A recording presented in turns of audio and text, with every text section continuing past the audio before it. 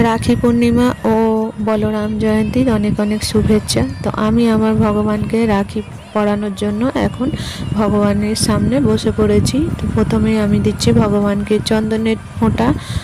যেভাবে আমরা দাদা ভাইকে রাখি পরাই, ঠিক সেইভাবেই আমি ভগবানকে রাখি বাঁধছি।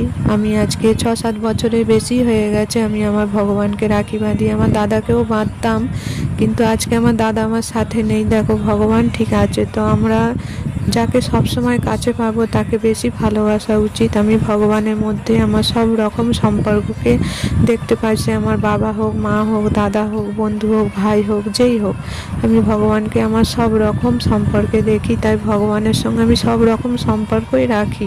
সে রাখি পূর্ণিমার সময় রাখি হোক, ভাইফোঁটার সময় ভাইফোঁটা হোক, যে কোনো সম্পর্কই আমি ভগবানের সঙ্গে রাখি।